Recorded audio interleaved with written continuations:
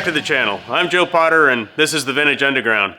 Today I thought I'd go over this Ferrari short wheelbase, and kind of a fun car. It's not a full build, not a full restoration. It came to us like this. I think we've had this one in a couple videos before. We're really getting into the meat of this car.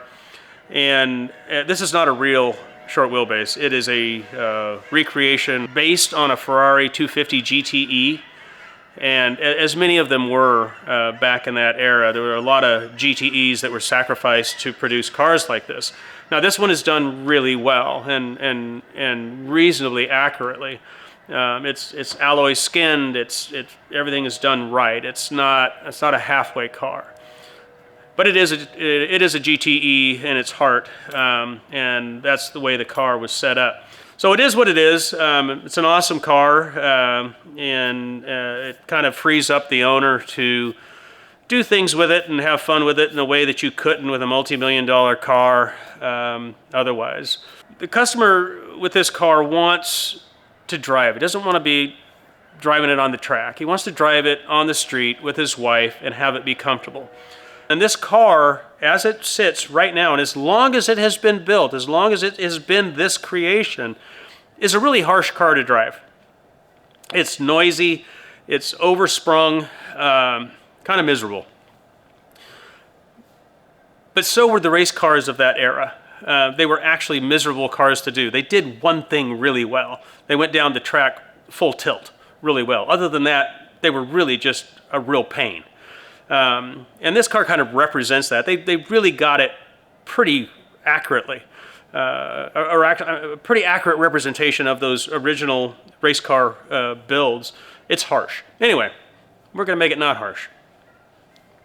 One of the first things we're doing is he wants a transmission that has a Ferrari 4-speed in it, and he wants it to lay down and go down the highway and not be screaming at 3,400 RPM. And so we're going to put a Tremec Magnum 6-speed in this car. It'll give us significant overdrive, so when he's on the highway, he can dump it down into overdrive. The car will quiet, lay down, and be comfortable. So that's the first thing we're doing. We're putting a modern transmission in it. Now, is this something that I would do on a real version of this car? No. More than likely, I wouldn't want to do that, and more than likely, whoever owned that car wouldn't want to do that. Again, because of what this is, it frees us up to make it kind of whatever we want. So we first then had to pull the drivetrain out of it, and we designed a bell housing interface between the T56 and the Ferrari 250 V12. We drew that in CAD, we 3D printed it, it was successful, that all looks good. Now we're CNC machining it. So we'll have that, and as soon as we have that, we'll be able to drop the engine and transmission in, and we feel pretty good about our clearances. I think we're pretty good. We might have to make a couple tweaks here and there, and then we certainly have to recreate the rear transmission mount as it applies to this car. So that's one big project. The engine's out of it right now because we needed it to mate up to the transmission and make all that happen. Couldn't do that in the car. So it's out right now. This car, like I said, was done, I think, in the mid-'80s, and it is incredibly stiff. It's almost like the suspension's not working at all. It really just kind of skates along the road. I don't know if you've ever been in a race car or anything like that you've driven. There is a really stiff suspension, and it's kind of miserable. And I'm not a fan of stiff suspensions, even in race cars. So I think what happened is this car was built in the 80s, and the suspension or the springs that are in it are still the springs that were in the car when it was a GTE, which is a steel-bodied heavy car, heavier. This is a light alloy car, much lighter. It's got way too much spring in it. So we're going to get the suspension into the game. We get the motor and the trans in it. We will four-wheel weigh the car, and we'll do our calculations, and we'll come up with some new spring rates and respring the car so we can actually get the suspension to work. And that'll help. That'll make it so much more drivable and comfortable to drive and feel good going down the road. And it'll actually improve the handling too. One of the other big elements of this car, I drove this car in the summer, and it gets hot in there. There's no airflow movement. It has the slider glass here, and this is it. This is all you're getting, and there's just no airflow. And there are some cars that it just, for whatever reason, just won't flow air through a cockpit. A Pantera is one. You can 80 miles an hour down the road with the windows down and no air comes inside. Some cars are just like that.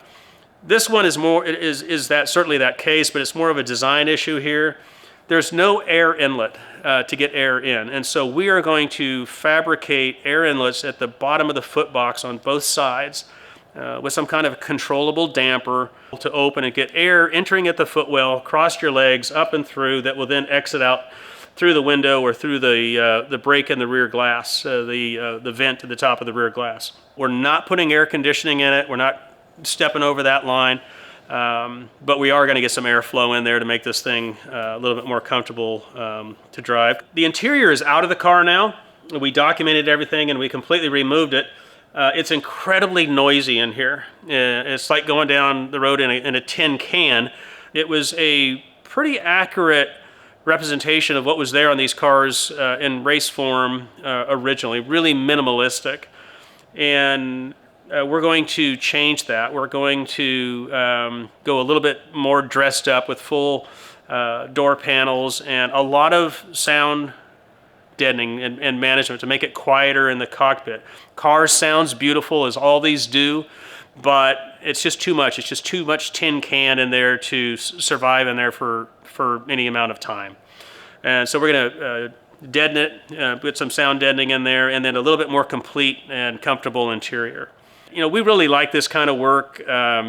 It's challenging and interesting, and kind of, you know, you get to evolve a car to meet somebody's desire of what they want it to do, which is, you got to listen, and then if you can deliver that for them, it's really kind of a fun process, and especially if you get to play with something like this, of course. So I think that's it. Please do like and subscribe. We do appreciate y'all, and see you on the next one.